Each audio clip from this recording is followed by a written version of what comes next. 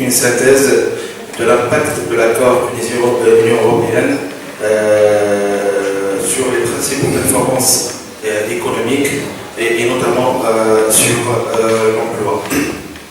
Alors, comme introduction générale, il faut rappeler que l'accord de Barcelone, il a inauguré d'une manière formelle le partenariat entre l'Europe et la Russie de la sud de la Méditerranée.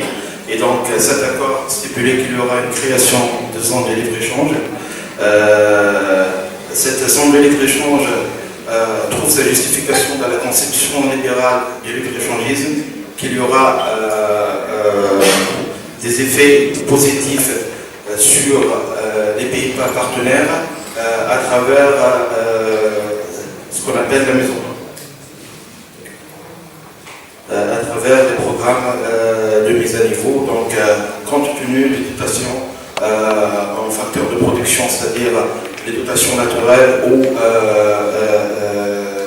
la main-d'œuvre avec un programme de mise à niveau, normalement l'accord de libre-échange, ça va aboutir sur des effets positifs, notamment l'amélioration des performances du commerce extérieur, la croissance économique et donc dans une ultime étape, la création de l'emploi. Sauf qu'il y a eu un premier bilan dans les années 2000 qui a abouti sur un constat que la première période elle a eu des effets mitigés. C'est pour ça qu'il y a eu une première relance avec la politique de voisinage.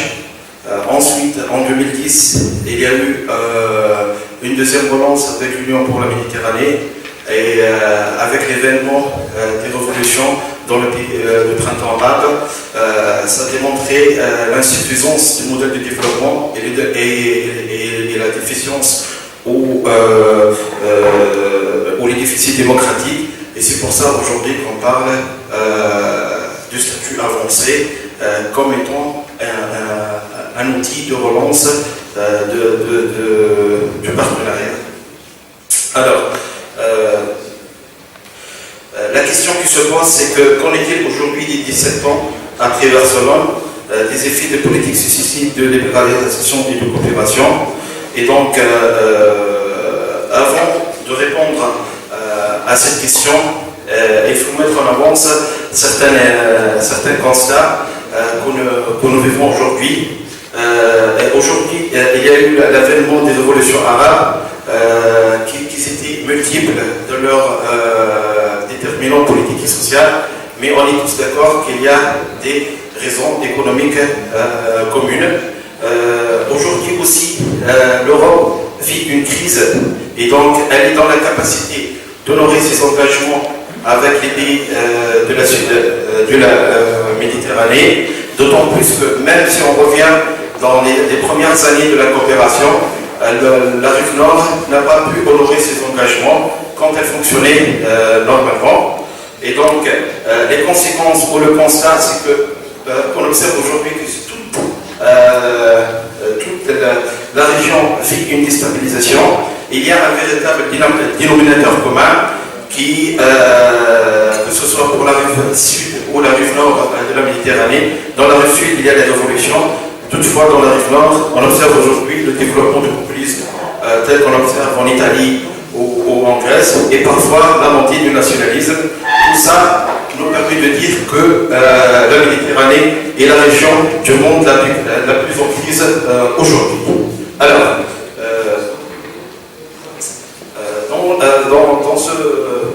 dans ce travail, nous allons essayer de répondre à deux questions. Comment ils ont évolué les performances économiques de la Tunisie après le processus de Barcelone, et on va se focaliser essentiellement sur l'impact de l'accord sur l'emploi, notamment l'emploi des jeunes et plus particulièrement des jeunes diplômés. Je vais aller très vite. Il y a trois constats qui ont été soulevés par monsieur l'ambassadeur et ses oreilles. C'est que l'accord, il a, je ne veux pas être très catégorique, mais il était un des déterminants de l'aggravation du déficit commercial. Et il n'a pas changé la monographie ou la structure de la croissance du PIB en Tunisie. Le PIB il restait toujours volatile. On n'a pas vu qu'il y a une transformation ou d'un saut d'un palier à un autre. Et troisièmement, la Tunisie souffre toujours d'un problème de chômage chronique. Ce chômage, certes, il s'est accentué pendant les années 80, mais on n'a pas eu une baisse de chômage, même après les accords. Au contraire, on observe une accentuation de chômage dans ces dernières années. Et donc, c'est un chômage qui touche les hommes ruraux plutôt que les zones urbaines, qui touche les femmes plutôt que les hommes, enfin plutôt, mais les chiffres restent comparables. Et donc, la deuxième démarche que nous avons adoptée, c'est de mettre en relief ces résultats-là avec ce qu'on appelle les déterminants. Pourquoi l'accord de partenariat n'a pas changé, n'a pas été un catalyseur pour l'amélioration de régime de croissance ou l'amélioration des performances. Et pour cela, nous avons pris comme cadre d'analyse la croissance inclusive.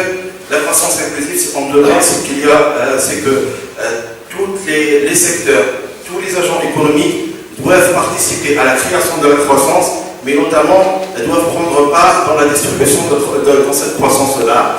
Et donc, et la notion la plus importante dans la croissance inclusive, c'est ce qu'on appelle l'emploi productif.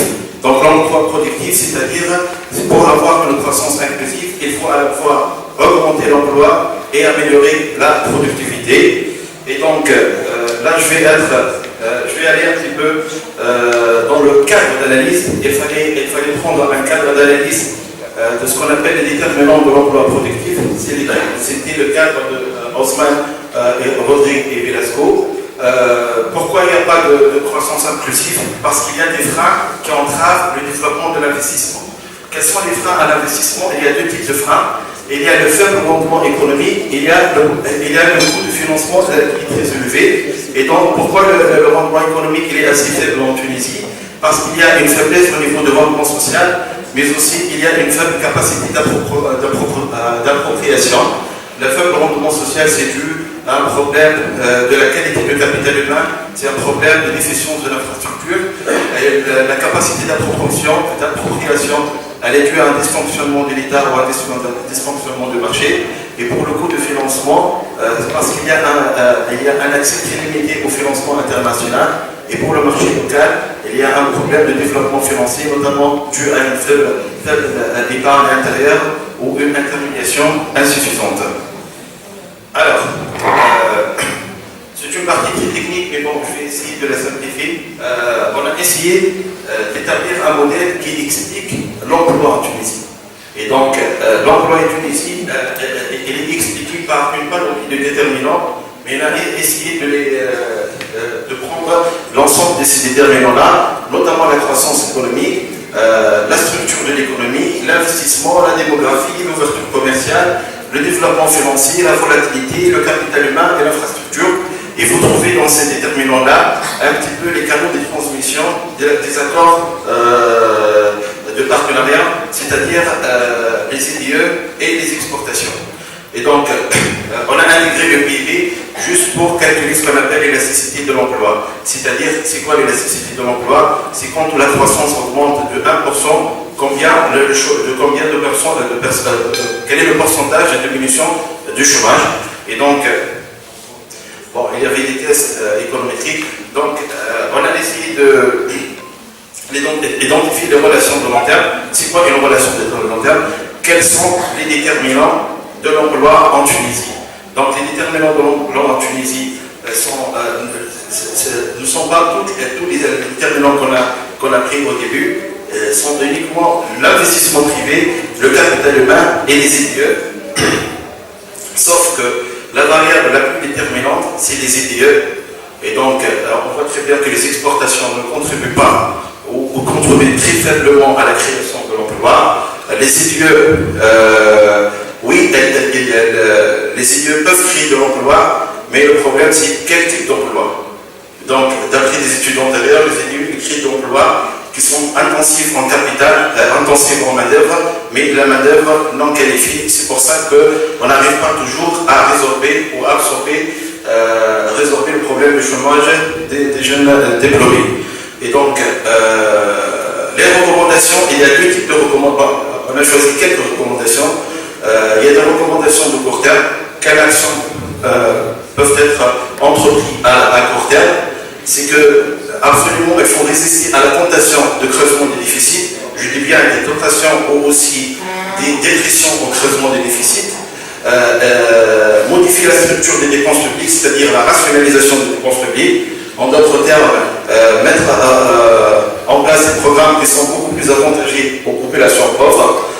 Notamment aujourd'hui on parle un petit peu de subventions et le ciblage de subventions, etc. Mettre en place une politique de change plus attractive afin de favoriser l'investissement privé dans les biens échangeables et modifier ou supprimer les programmes d'emploi qui n'ont pas apporté la preuve de leur efficacité. Et donc, dans le long terme, il faut développer l'emploi, il faut travailler énormément sur la notion de l'employabilité, c'est-à-dire acquérir, c'est-à-dire octroyer aux jeunes entrant sur le marché ce qu'on appelle les passeports vers l'emploi, stimuler et restaurer la confiance des investisseurs. Il y a un cadre dans tout ça. On peut développer ce qu'on appelle un partenariat public-privé, encourager l'initiative privée à travers l'assouplissement des restrictions, réformer le système financier, parce que le problème de l'accès à la finance reste un problème majeur pour les jeunes entrepreneurs, mettre en place une politique efficace en matière de concurrence et de compétitivité et développer le rôle du tissu associatif et la société civile dans tout ça. Je finis par une conclusion qui a été intégrée dans ce rapport-là. Enfin, une grande prudence doit être regardée comme ligne de conduite vis-à-vis de la Chine en termes de politique commerciale et d'arrangement financier. Je vous remercie pour votre attention.